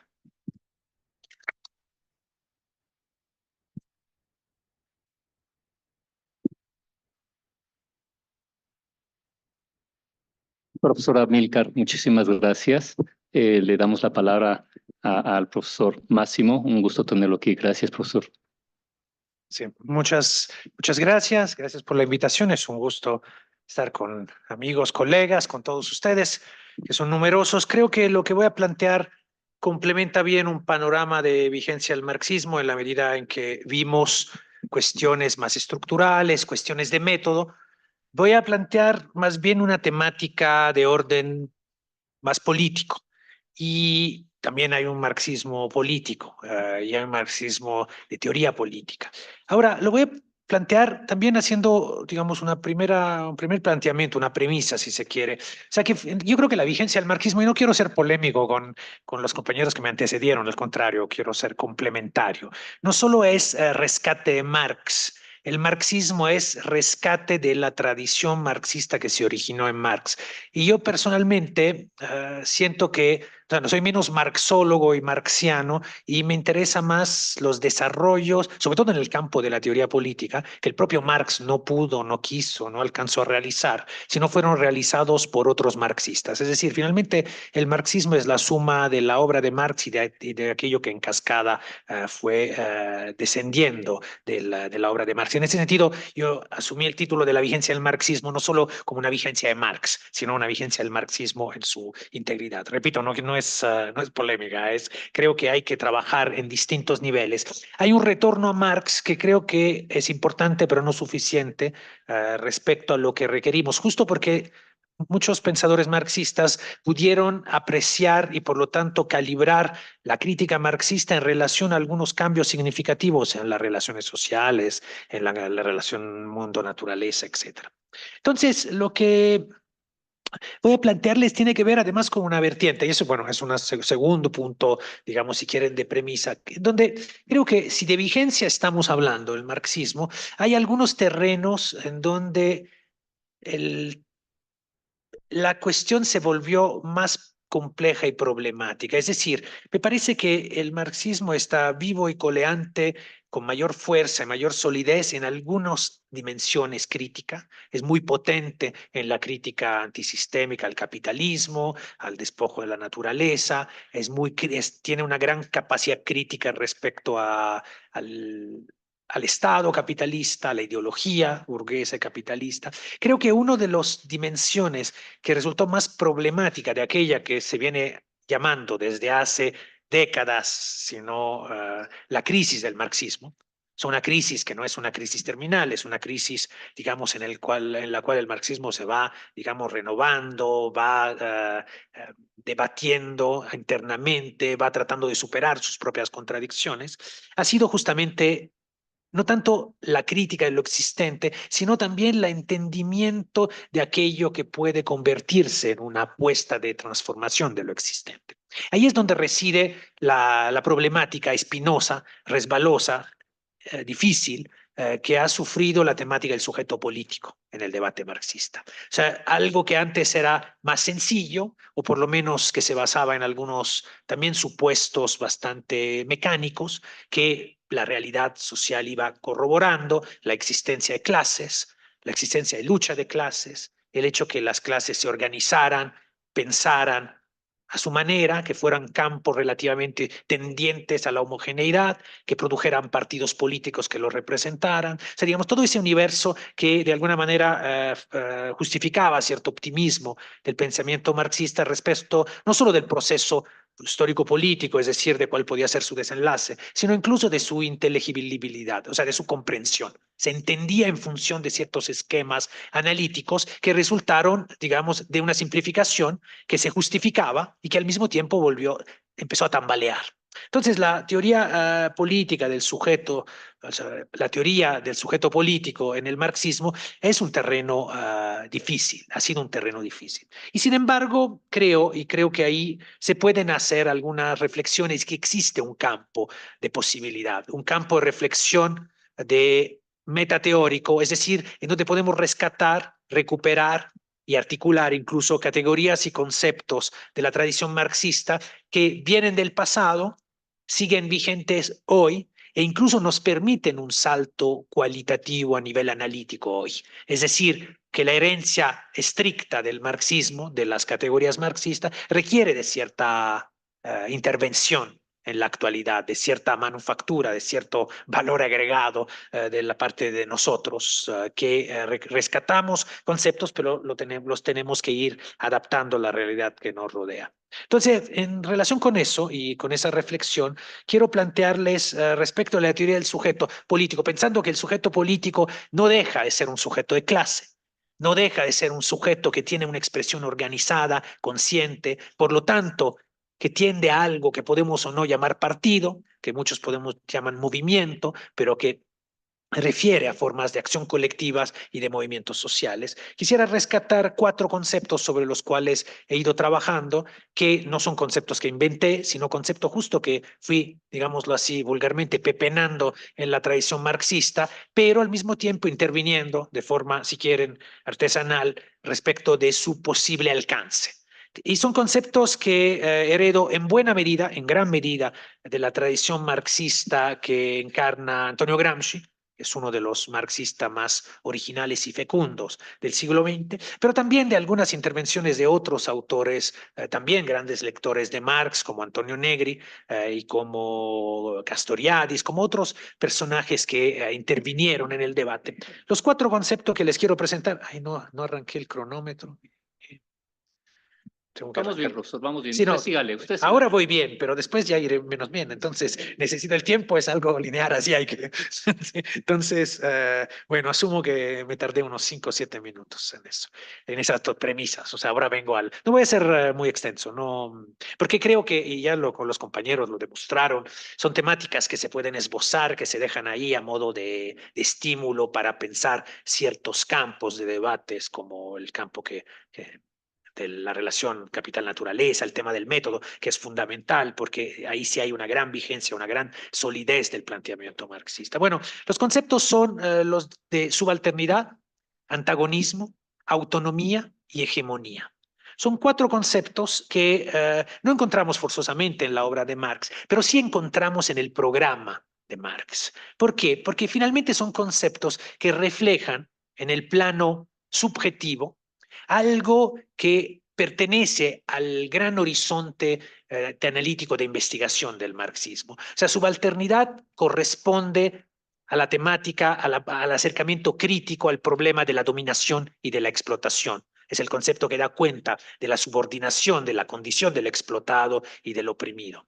Antagonismo da cuenta de la dimensión subjetiva y de la condición subjetiva que corresponde a la conflictualidad, a la lucha. O sea, el antagonismo es la confrontación. Después a lo mejor ahondo sobre eso. Solo es a nivel descriptivo para mostrarles la conexión que hay con la agenda marxista. El tema de la autonomía conecta con el proyecto emancipatorio que encarna el marxismo. O sea, la idea de un socialismo, de una sociedad de iguales. Y la hegemonía conecta con la idea de la construcción del poder, que es lo que rige las sociedades capitalistas y también rige cualquier lógica de proyecto de desmantelamiento de una sociedad capitalista, es decir, de una construcción de una sociedad alternativa que la llamemos socialista, comunista o de otra manera. Entonces, son 4 conceptos que se encuentran en la tradición marxista. La noción de subalternidad es una creación, digamos, conceptual de Gramsci. Gramsci pensaba que había que pensar las relaciones de dominación y entender las relaciones de dominación para especificar cuáles eran las formas del dominio político-cultural, entonces no solo derivar esa lógica del dominio político-cultural de las relaciones de explotación, es decir, de las relaciones sociales de producción, o sea, sí había que derivarlas, pero no mecánicamente, había que ver la especificidad, o si queremos, la autonomía relativa que tienen la dominación política y las formas que adquiere, las reglas que, a través de las cuales se va moviendo. Entonces, subalternidad daba cuenta de esa condición, la condición del subalterno era la condición de aquel que estaba subordinado, era la condición, digamos, de opresión, y tenía sus propias dinámicas. Gramsci tuvo la virtud de mostrar que el subalterno no era solo pasivo, no era solo dominado, sino que también dentro de la relación de mando-obediencia había un margen de resistencia y había un incipiente proceso de construcción subjetiva. Entonces, en lugar de hacer una mecánica diciendo el subalterno es el dominado y solo adquiriendo conciencia de clase da el salto a la autonomía, Gramsci va rastreando en la condición subalterna una dialéctica entre pasividad y actividad. Es un sujeto que no es, porque es pasivo, que es dominado, que se ha sujetado, y un sujeto que va siendo, se va formando, se va subjetivando. Claro, la subjetivación para Gramsci no terminaba en la condición subalterna, sino solo se daba en la medida que se proyectaba hacia la autonomía. O sea, solo la autonomía en realidad era la plena o la verdadera constitución de un sujeto. Regreso después sobre autonomía, que es uno de los conceptos más polisémico y más, digamos, utilizado, no solo en el campo del marxismo. Mientras que subalternidad tiene un anclaje marxista, después hubo, digamos, usos menos gramscianos, usos más esencialistas. Yo digo que hay corrientes subalternistas, digamos, que exaltan el sujeto subordinado, o sea, y que exaltan incluso a los derrotados, o sea, que no logran ver esa dialéctica entre subalternidad y autonomía, que es parte de no solo de la tradición marxista, sino propiamente también del pensamiento de Gramsci. Concepto de antagonismo, que es un concepto que sí tiene raíces en la obra de Marx, aun cuando Marx no lo usaba tanto, porque en realidad antagonismus era un latinismo, pero digamos, lo que sí es que está más presente en las traducciones al español, al italiano, los idiomas latinos de la obra de Marx, que propiamente en la obra de Marx. Pero digamos, como sinónimo, se utilizaba para dar cuenta fundamentalmente la idea de lucha de clases. O sea, un antagonismo que sí se puede usar en un plano más abstracto, la relación capital-trabajo, pero fundamentalmente tiene más precisión y más alcance y es más específico en cuanto da cuenta de una dimensión más subjetiva, porque finalmente antagonismo, si vamos incluso a la etimología de la noción, se deriva del teatro griego. El antagonista era aquel sujeto que se erigía frente al protagonista, era, digamos, realmente la encarnación subjetiva de una persona, en ese caso un colectivo, una clase, que se erige de cara a otra y que le contiende el protagonismo histórico, por lo tanto apunta a la construcción de una personalidad histórica con protagonismo, que es propiamente la disputa de clases. O sea, finalmente, quién manda, quién obedece, quién domina, quién es subordinado. La noción de antagonismo, por lo tanto, alude así como la noción de subalternidad alude a esa construcción de sujeto en el contexto de la dominación, en el contexto de las reglas y las formas de dominación, la noción de antagonismo alude a la forja subjetiva en el contexto específico de las relaciones de conflicto, de la lucha. O sea, así como la dominación nos va configurando como sujetos, la lucha también nos va configurando como sujeto. Pero resulta que la tradición, la noción de antagonismo quedó un poco perdida en la tradición marxista, no fue rescatada plenamente, el concepto no fue rescatado con esas implicaciones subjetivas que les estoy dando. Hay algo en unos textos de Negri de los años 70 que aluden en esa dirección. Hay otros autores que contribuyen a eso, a otros que contribuyen más bien a desmarxistizar el concepto, como Alberto Melucci, como el propio Ernesto Laclau, que llevan el concepto a otro terreno, pero digamos, hay una beta y hay una tradición marxista y hay una posibilidad de rescate marxista de un concepto cuya especificidad nos es indispensable, porque permite justo dar cuenta de la subjetivación política que se da en el contexto de la lucha franca y abierta, no solo en la resistencia, o sea, el subalterno resiste, hay un proceso de subjetivación en la resistencia, pero hay un proceso de subjetivación en la rebelión, o sea, en un momento, digamos, de ruptura de esas ataduras propias del marco en el cual se mueven los subalternos. Bueno, entonces antagonismo es un segundo elemento, un segundo pieza de una constelación conceptual que nos puede permitir pensar los procesos de subjetivación. Ahora, subalternidad y antagonismo en la tradición de la teoría política marxista no se encontraron, porque Gramsci pensaba de una manera en cierto momento histórico, Negri pensó de otra manera, incluso negando a Gramsci, porque tenían hasta, digamos, eran dos épocas distintas, pero eran tradiciones políticas al interior del marxismo distintas. Gramsci piensa desde el reflujo de la lucha y piensa cómo analizar aquellos elementos que permiten volver a empezar a pensar la construcción del sujeto cuando la idea de que el sujeto se iba construyendo linealmente de forma, digamos, lineal y acumulativa, se estaba puesta en discusión. Había que pensar de forma más sofisticada, había que hacerse cargo de la derrota y por lo tanto desde ahí había que volver a reconstituir aquellos elementos que permitían rastrear el sujeto aún en las condiciones de dominación. No se podía dar solo el concepto antagonista en términos del desborde de la lucha de clase.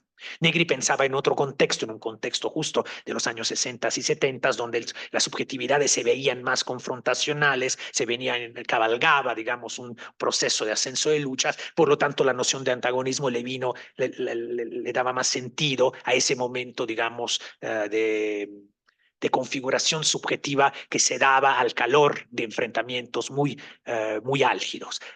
Dos escenarios, dos contextos que influenciaban el énfasis en dos conceptos que se mantuvieron, por lo tanto, separados, incluso como, digamos, centros de formulaciones teóricas de una teoría de lo subalterno y una teoría del antagonismo, no de una teoría que articulara subalternidad y antagonismo. Bueno, lo mismo ocurrió con la noción de autonomía, que es una noción que en la tradición marxista tiene una historia antigua, que al mismo tiempo, una historia antigua que remonta a Marx y Engels, y sin embargo que vive el proceso de interferencia que produce el hecho que el anarquismo enarbole la bandera y la palabra autonomía. Por lo tanto, la generación de Marx y Engels y los primeros marxistas, Lenin, Trotsky, Rosa Luxemburgo, el propio Gramsci, como que no, o sea, tenían cierto cuidado en usar la palabra de autonomía por la resonancia anarquista que podía significar. A veces preferían la palabra independencia y hablar de independencia de clase. Y sin embargo, la noción de autonomía tiene una connotación mayor, porque independencia es la negación de la dependencia, independencia. Autonomía quiere decir darse sus propias normas. Es una construcción de un sujeto autodeterminado. Entonces, no es lo mismo decir independencia y decir autonomía. Y justo no hay una teoría de la independencia, pero puede haber una teoría de la autonomía del sujeto en tanto es un proceso de autodeterminación, justo que necesariamente, valga la repetición, es procesual, es algo de conquista subjetiva de un sujeto que se va volviendo autónomo paulatinamente. Gramsci ahí tiene a pesar de que es un aspecto de la obra de Gramsci que no ha sido señalado, yo sobre eso es que acabo de escribir y publicar un libro en la editorial Lacal, sobre justo como Gramsci, no se ha visto que Gramsci le atribuía una gran importancia a la noción de autonomía como bisagra entre lo subalterno y lo hegemónico. Es decir, que no hay salto de la subalternidad a una vocación, a una disputa hegemónica, sin la transición por la configuración de un sujeto que es autónomo. Ahora, la noción de autonomía, donde yo la rescato originalmente, es las tradiciones consejistas, autonomistas, si quieren, del marxismo, y en particular de una corriente francesa que se llama socialismo barbarie, o sea, socialismo barbarie, que es la que más desarrolló la idea que la noción de autonomía en el marxismo no solo era un concepto que servía para pensar la configuración justo independiente del sujeto, o sea, el sujeto como una construcción que sirve como medio para transformar la realidad, es decir, se construye la autonomía de la clase, la autonomía del partido, y ese es el instrumento de la transformación, sino la autonomía sí como medio, o sea, la independencia como algo necesario, pero para emprender un proceso de autodeterminación que es parte del proceso emancipatorio, algo que en la tradición gramsciana se llama prefiguración, es decir, la idea de que en la constitución misma del sujeto y en su ejercicio de autodeterminación, se va desplegando un proceso emancipatorio que es el que va, digamos, asediando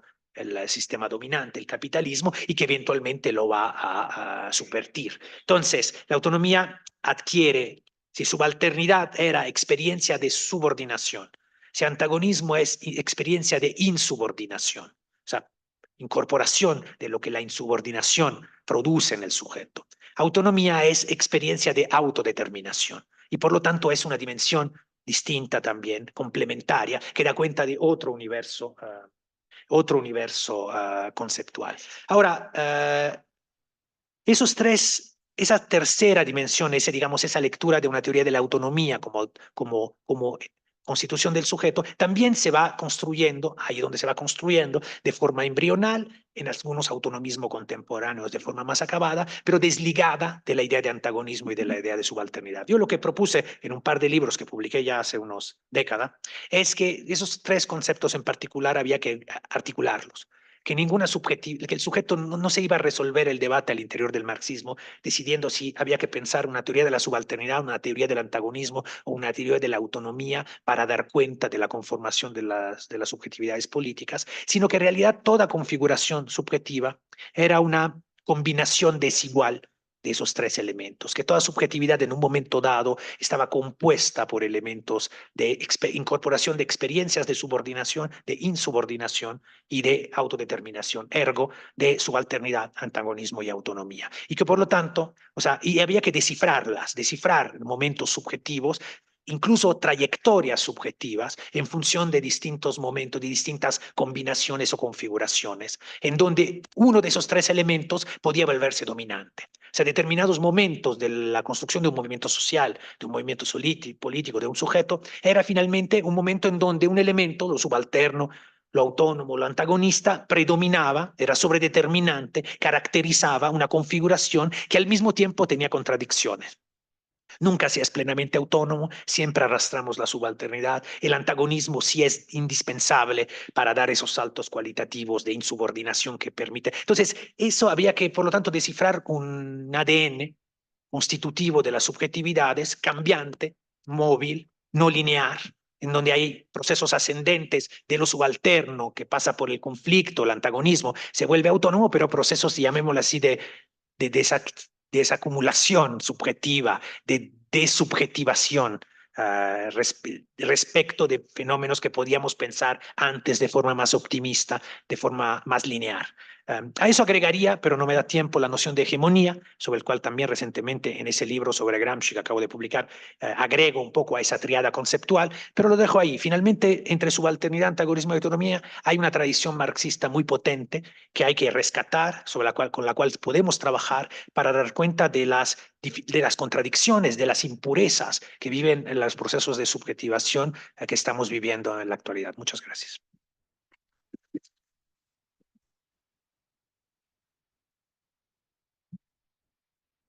Profesor Máximo, muchas gracias. Queridos estudiantes, tal vez a muchos de ustedes les costó trabajo, algo, seguir las exposiciones, se perdieron un poco el hilo y quiero decirles que esto es un resultado del plan de estudios de cabeza que tenemos. Es decir, la economía no es la ciencia de la elección, no es la ciencia que se ocupa de ver cómo asignamos eficientemente los recursos productivos para atender las necesidades infinitas, ¿de acuerdo? De hecho, este problema económico puesto por neoclásicos y herederos, keynesianos y herederos, el problema económico tiene una ontología que no nos la ponen así, ¿verdad? Suponen a un sujeto que no se llena, que no se llena, que no se llena. ¿De acuerdo? Entonces, la economía no es eso. Y el plan de estudios, el grueso del plan de estudios está delineado para entender esta manera de definir la economía. La economía es mucho más que esto, ¿de acuerdo? Entonces, la economía es ciencia política, es Gramsci, es metodología, filosofía de las ciencias, metodología de las ciencias, es sociología. Eso es la economía científica, la crítica global que puso Marx en El Capital, ¿de acuerdo? Pero a muchos de ustedes les costó trabajo siquiera empezar a entender de qué iba la charla de César, de Amílcar, de Máximo, ¿de acuerdo? Pero tengo que decirles que esto es la economía científica, ¿de acuerdo? La otra nos plantea una definición reducida de economía, porque la economía es una ciencia social, histórica, política, empírica, no experimental, dicho en términos modernos, ¿de acuerdo? Desde la filosofía de las ciencias. Y lo que hacemos aquí en la Facultad de Economía, en el plan de estudios, es estudiar, reducir a su mínima expresión llena de charlatanería e ideología lo que es la economía. ¿De acuerdo? Entonces, bueno, espero que las charlas hayan sido suficientemente provocadoras. Recordarles que la economía, aunque no nos los digan, supone una ontología y ontología es filosofía, ¿de acuerdo? Y tiene cierta epistemología. La crítica que hacen neoclásicos y keynesianos unos a otros tiene límites epistemológicos, porque no es ciencia, es apología, ¿de acuerdo? Entonces, claro que hay que estudiar filosofía, metodología de la ciencia, Hegel, epistemología, ontología, Gramsci, al gran Gramsci, ciencia política, sociología. Esto produciría científicos sociales, ¿verdad? No meros técnicos en economía. Muchísimas gracias. Va a la ronda de preguntas. Si alguien se anima, por favor, se vale decir cualquier cosa. Por allá, deja que te llevemos un micrófono y se queda por allá el micrófono y por acá contestamos con el otro micrófono.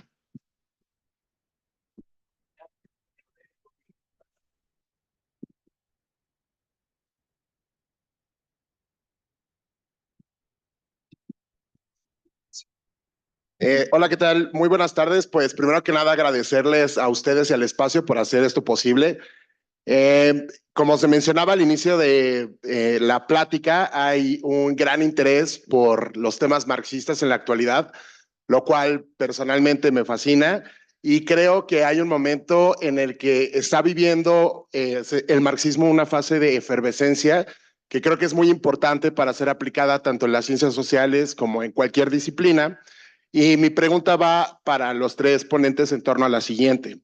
¿Cuáles son los motivos principales por los cuales ustedes consideran que el marxismo está experimentando esta efervescencia después de la indudable crisis que experimentó como consecuencia de la caída del muro de Berlín, por ejemplo, el posmodernismo y toda la guerra ideológica que hubo en contra del marxismo, ¿no? Esa sería mi pregunta y pues agradecerles a los tres por hacer esto posible y también a la Facultad de Economía. Gracias. Muchas gracias. Vamos a acumular preguntas. Estaba por acá, creo, el micrófono. Ahí viene el micrófono. ¿Alguien más? Por favor. Pues muy buenas tardes. Agradecer a los ponentes su participación. Fue muy agradable escucharlos. Y mi pregunta giraría en torno a esta vigencia del marxismo. ¿Cómo podría manifestarse en la realidad en estos tres campos del propio marxismo, ¿no? Es decir, el campo de la economía, el campo de la filosofía, la llegada a un método, digamos, de recuperación de la lógica dialéctica y sobre todo en el campo político, ya que hemos tenido una historia del marxismo que ha sido muy difícil en ese sentido, entendiendo que cada uno de estos elementos se han ponderado históricamente, ¿no? El campo político que ha dejado de lado, por ejemplo, el análisis filosófico del método propiamente, o el análisis económico también, que se ha vuelto en una lógica cerrada que no permite un análisis filosófico del mismo. ¿Cómo poder regresar a un marxismo que reinterprete cada uno de estos campos, pero sobre todo que los unifique? Porque hemos visto cómo se han llevado a cabo acciones políticas sin un entendimiento, por ejemplo, del método, y eso ha derivado en que el marxismo, en una época muy difícil, sobre todo de la Unión Soviética, se viera como una especie de mecanicismo, por ejemplo, ¿no? Y cómo interpretar, por ejemplo, también no dejar al marxismo desde una visión solamente filosófica o económica y que no trascienda hacia un accionar político en la realidad. ¿Cómo conciliar estos campos en la dificultad y cómo esta conciliación puede enfrentar a las narrativas posmodernas, por ejemplo, que se basan en la parcialización del conocimiento? Gracias. ¿Alguien más? Por allá. Y cerramos, ¿vale? Han sido grandes preguntas que requerían una conferencia. Sí, gracias.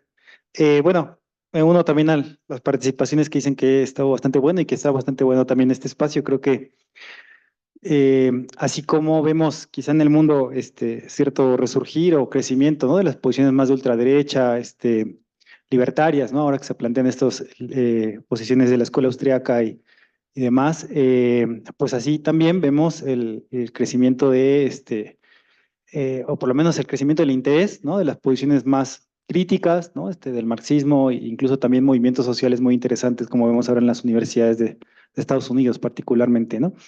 Creo que es un cierto despertar de la juventud, justamente en un periodo en el que, pues, pareciera que, como que se quiere prefigurar no solamente esta idea de se va a acabar el mundo, y no se va a acabar el capitalismo, sino que eso se está poniendo cada vez más en cuestión, ¿no?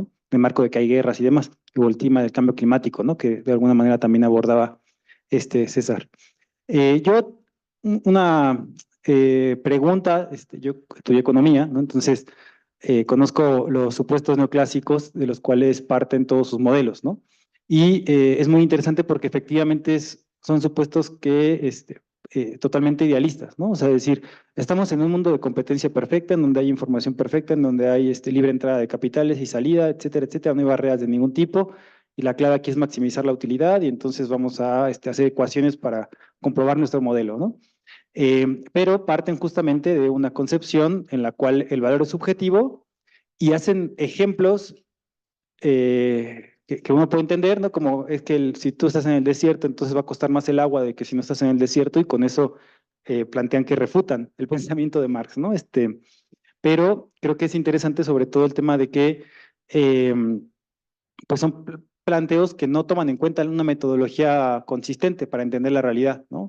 Parten de una cierta naturaleza dada, parten de, para ellos es así, ¿no? Y no es cambiante, que es una visión mucho del pensamiento más conservador, ¿no? O sea, como que eso no se va a cambiar, sino que va a ser así para siempre.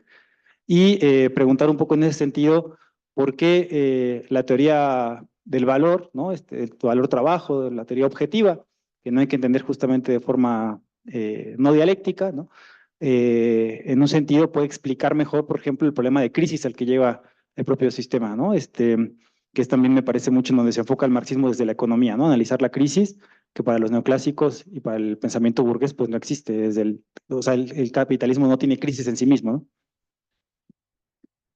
¿no? Una última, muy bien, joven. Bueno, otras dos, allá en medio y por acá.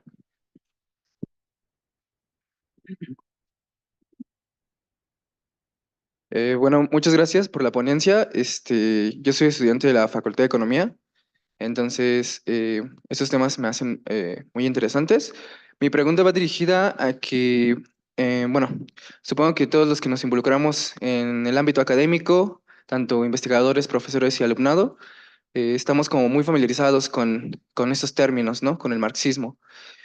Sobre todo, yo creo que es importante, bueno, mi pregunta va relacionada a cómo es que podemos explicar el marxismo de una manera más sencilla a personas que no están relacionadas a este ámbito. Sobre todo ahora en el resurgimiento, de, como ya lo dijeron, de estos fascismos de ultraderecha. Entonces, considero que es importante para la población en general, es más, hasta la no académica, alumnado no académico, y sobre todo las generaciones jóvenes, saber cómo es que podemos pues sí, distribuir el pensamiento marxista, ¿no? Que es realmente, como ya lo mencionaron ustedes, la autonomía del ser. De hecho, se me hace como muy complejo porque al final de cuentas nuestra generación está como muy envuelta en todo esto de seguir modelos de, no sé, de redes sociales o un camino que, una ideología que implanta el capital, ¿no? Justamente a la productividad. Entonces, creo que es importante, bueno, mi pregunta va sobre cómo es que podemos expandir este conocimiento marxista, ¿no? A todo tipo de personas, tanto académicas como no académicas. Muy bien. Una última pregunta por acá.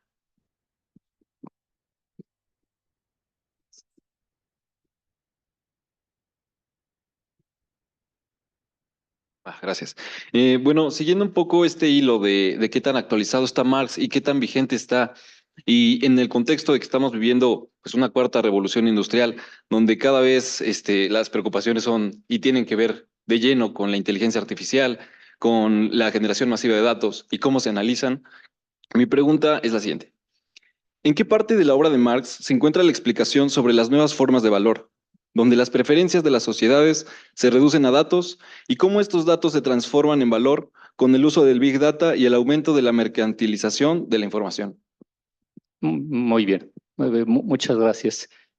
Colegas, si les parece bien, procedemos ahora inversamente. El profesor Máximo, Amílcar, después César. Eh, por favor, profesor. Sí. Bueno, son muchas preguntas y son de compleja respuesta. Y como soy el primero, 10 minutos. le voy a por dejar cabeza. los más difíciles aquí a los colegas que me siguen. Bueno, no voy a eludir la parte de la efervescencia del marxismo, de cómo expandirlo, porque sí creo que es fundamental en términos, digamos, estratégicos. Y yo no estoy seguro que estemos viviendo, o menos, habría que ver qué entendemos por efervescencia del marxismo. Que se estudie Marx en las universidades y que no se dejen de estudiar a los marxistas. No está mal. Y además habría que ver si es cierto que se estudian más que antes. Yo no creo que no. O sea, yo creo que seguimos en un proceso de relativa decadencia, que en esa decadencia tengamos algunos sobresaltos y algunos momentos de vitalidad y que nos resistamos a morir, es otra cosa. Entonces, y que el reducto universitario se vuelva, digamos, el espacio, la trinchera de defensa del marxismo, o sea, puede ser, aquí estamos y desde aquí vamos a trabajar, no es que reniego del valor de lo que estamos haciendo, pero creo que en realidad el marxismo llegó a las universidades desde afuera y tendrá que mantenerse en las universidades en la medida en que sea capaz de conectarse con lo que sucede afuera de las ciudadelas universitarias. Para ello tenemos la fortuna que el capitalismo sigue existiendo, lo digo irónicamente, o sea, y que por otra parte también las luchas siguen dándose.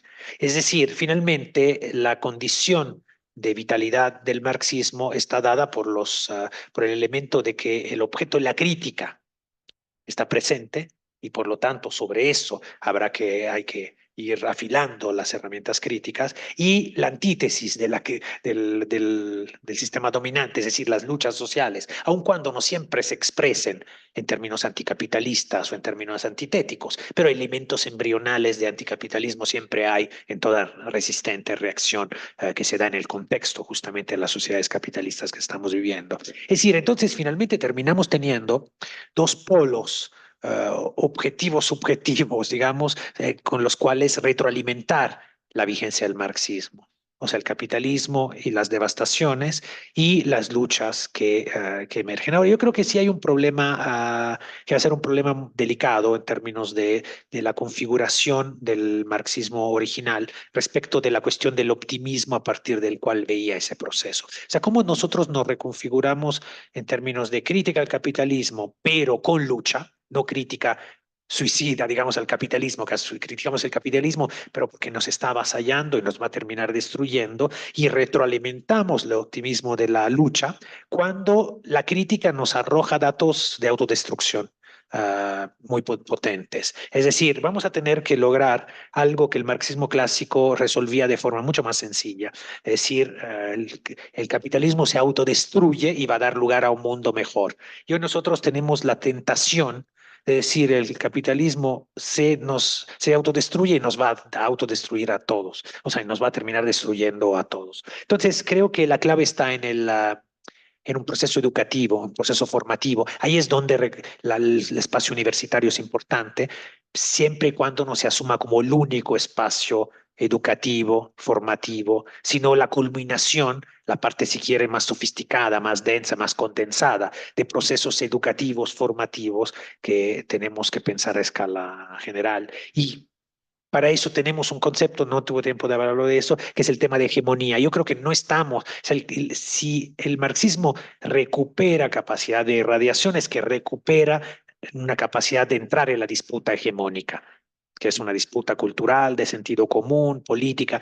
Creo que todavía no estamos ahí, pero pues en esa dirección habrá que trabajar. Muchas gracias.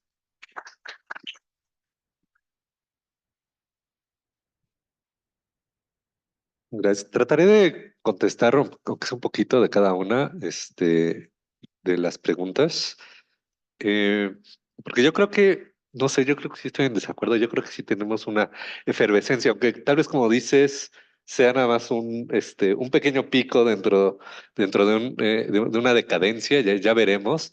Igual y yo he visto como en los últimos 10 años, ¿no? Sí, un mayor interés por el marxismo.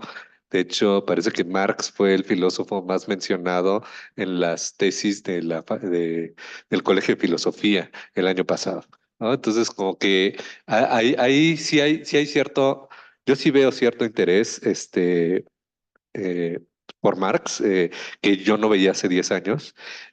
Y yo creo que tiene que ver con las condiciones materiales, ¿no? Es una respuesta muy marxista, pero el hecho del punto en el que está el capitalismo hace que ya no estamos o sea, la actitud ante el capitalismo no es la actitud de los 90 de decir, ah, bueno, el capitalismo ganó y es lo mejor, etcétera, sino que se ve que el capitalismo nos está llevando, como dices, a la autodestrucción y hay que hacer algo al respecto, y Marx es el más coherente de los críticos del capitalismo. Ahora, ¿cómo revigorizamos o más bien cómo aprovechamos este interés para expandirlo? Yo creo que sí es importante el estudio académico. Digo, nos encanta, nos divierte mucho a nosotros, pero creo que también hay que llevar a Marx a todos lados.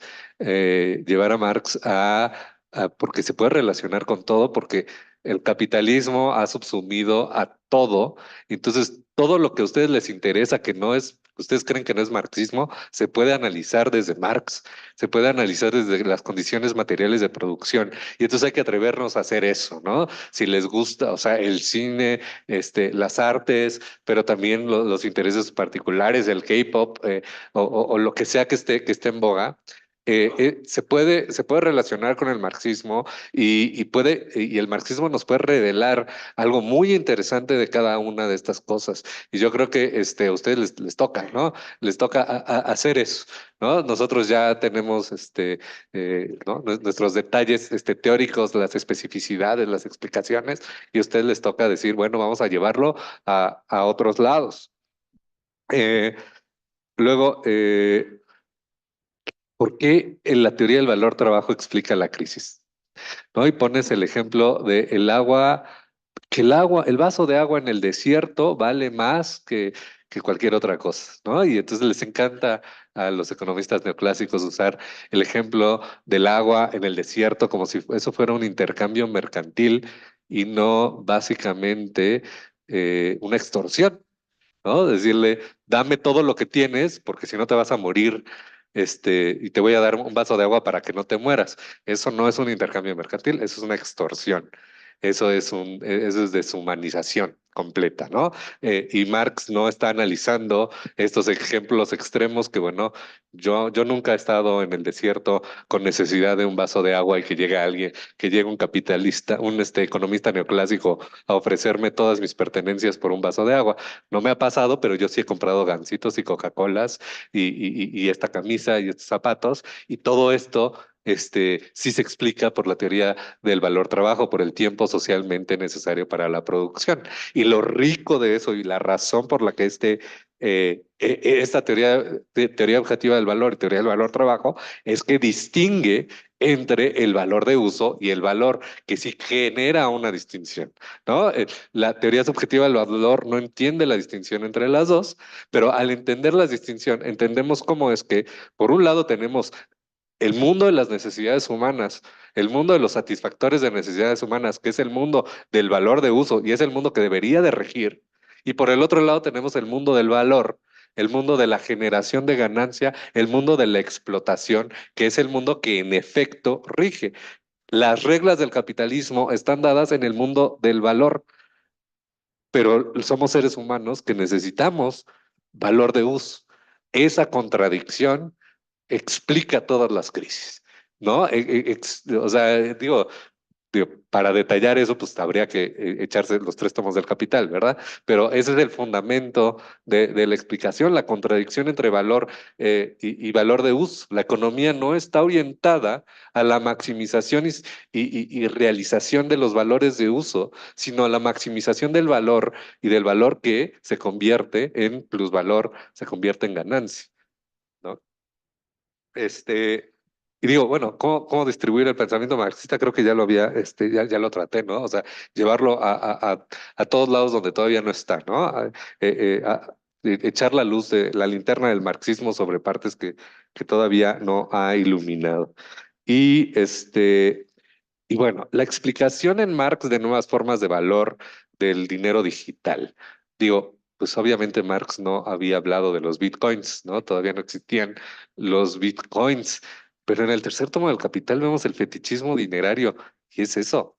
O sea, el fetichismo dinerario nos explica y en el capítulo 3 del Capital explica todas las funciones del dinero y el Bitcoin y todas estas cosas no han innovado realmente más allá del marco explicativo de Marx. Este, si entendemos las distintas funciones del dinero que pone Marx en el capítulo 3, pues podemos analizar perfectamente si el Bitcoin es dinero de verdad o no de verdad. Si vas a la tienda y preguntas cuánto vale algo, pues te le van a decir el precio en pesos, porque es unidad de medida el peso y el Bitcoin no. ¿No? Entonces, o sea, no es muy difícil aterrizar todo el marco categorial de Marx utilizando las nuevas particularidades que el capital ha generado, pero que no son realmente innovativas, ¿no? El capital ficticio, fetichismo dinerario, los usos del valor, eso ya estaba en el siglo XIX y nada más, ¿no? le cambian el color, le cambian el sabor, pero o sea, seguimos en el fetichismo de la mercancía y el fetichismo dinerario, ¿no? Y eso sería.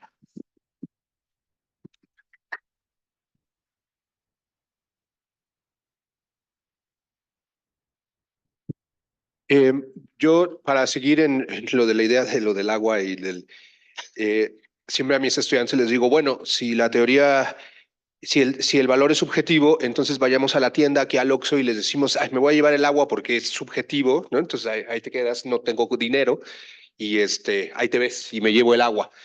Y es evidente que aunque ahí es donde se confunde, que es lo que Marx plantea en el sentido de que cómo se confunden las cosas de la lógica con la lógica de las cosas. Es decir, en la idea de que aunque lógicamente parece un intercambio, lo que puede suceder por fuera, como esto en el desierto, o decir, bueno, el valor no existe y entonces simplemente lo podemos acordar, eso es una explicación lógica, pero no explica las relaciones sociales que determinan que no te puedes llevar del Oxxo el agua si no es a partir de otorgar un dinero y que tiene un valor. Es decir, estamos atados a la lógica del valor a través del dinero y a través de la lógica del intercambio. Es una lógica social aceptada, es una lógica social que, aunque nosotros racionalmente entendamos, lógicamente entendamos que el valor es una abstracción y el valor es una ilusión, no podemos ir a la tienda, salir, transportarnos, no podemos hacer nada sin el valor y el dinero. Entonces se dan cuenta que aunque esta es la separación efectivamente entre la racionalidad abstracta y lógica, que además se traslada a cualquier tiempo histórico. Lo que se burla Marx también es pensar que estas categorías son ahistóricas, han permanecido siempre, que es lo que plantea cierto libertarismo delirante. Es decir, que la primera piedra que utilizó el Neandertal era ya parte del capital que podía utilizar, ¿no? Y en ese sentido es muy importante pensar precisamente no solo estas categorías, no solo porque las categorías tengan una historia de cómo se ha ido desarrollando etimológicamente o quién le dio cierto sentido, no se trata de esto, sino que Marx está planteando un elemento más importante, que es cómo precisamente las sociedades que no eran de mercado y las sociedades que no eran de capitalistas, estas categorías no funcionaban ni organizaban a la sociedad misma.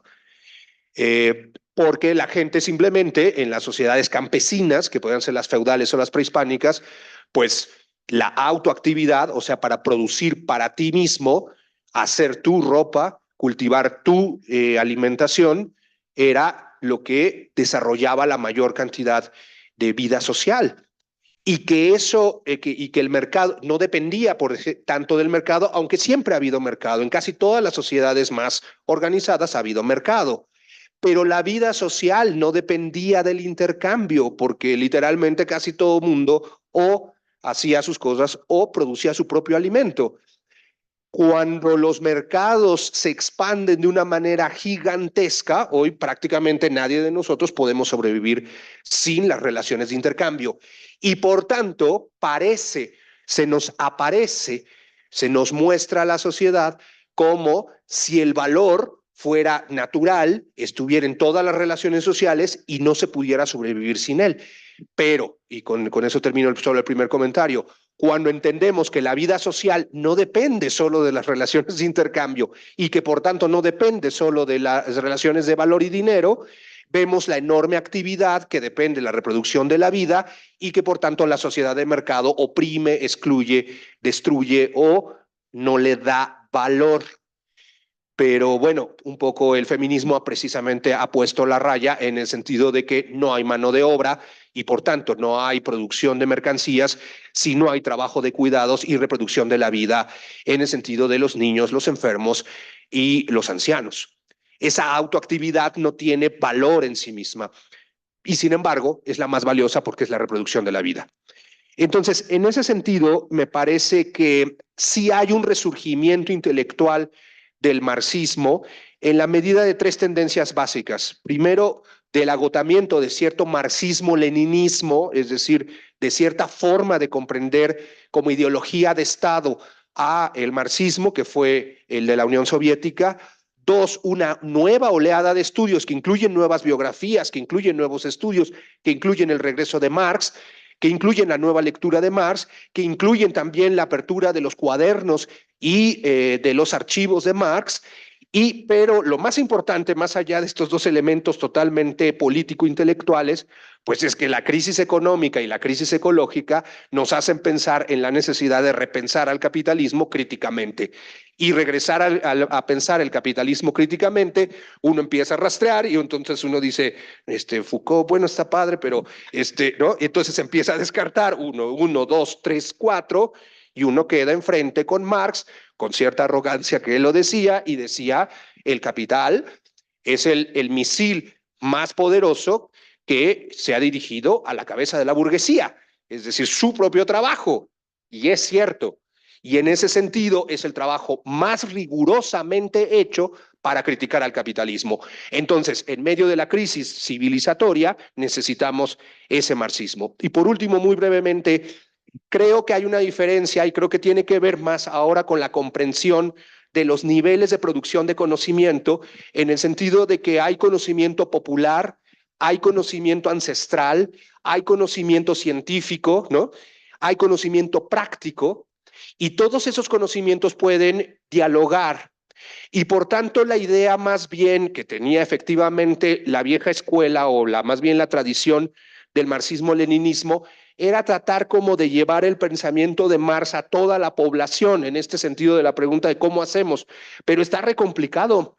Y los esfuerzos que hubo por traducirlo resultaron en una reducción, caricaturización, modificación, y esto es lo importante, de lo que quería decir Marx.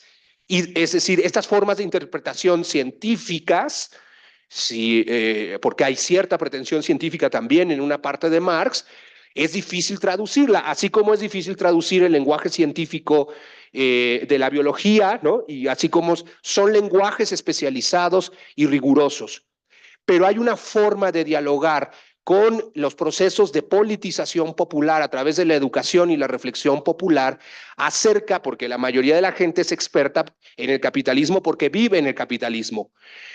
Y a partir de las experiencias, que es el otro método que propone Paulo Freire, es precisamente cómo ayudar y hacer dialogar los conocimientos científicos que nos muestran la realidad del capitalismo en Marx con las vivencias, la experiencia y la reflexión propia de los procesos populares, de los movimientos sociales y de la gente que se organiza y lucha también por necesidad. No solo lucha porque leyó El Capital, sino porque tiene máquinas que las despojan, porque los explotan en el trabajo o porque no tienen derechos laborales, porque ahora su trabajo está uberizado. ¿Cómo se pone a dialogar?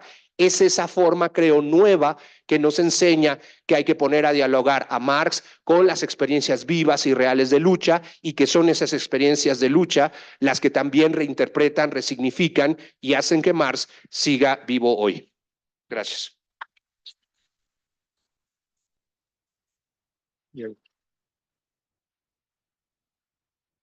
Las y los estudiantes miembros del comité local de la Facultad de Economía y de la Asociación Nacional de Estudiantes de Economía C agradecen las autoridades las facilidades para llevar este evento a cabo, esta gran conferencia, y particularmente le agradece a nuestros tres grandes ponentes. Muchísimas gracias por su tiempo, por su entrega, ¿verdad? Por su pasión. Procederé a entregar las constancias de parte de la asociación, también de parte de la Facultad de Economía, y con esto cerramos el evento. Muchísimas gracias por su... Gracias, en verdad, un privilegio que estuvieran aquí sentados y vinieran para acá, ¿verdad? Muchas gracias a todas y a todos ustedes. Buena tarde.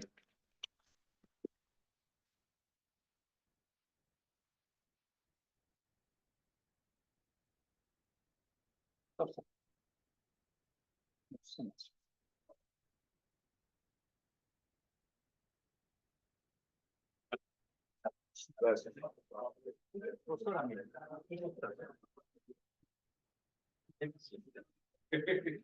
Fue los organizadores.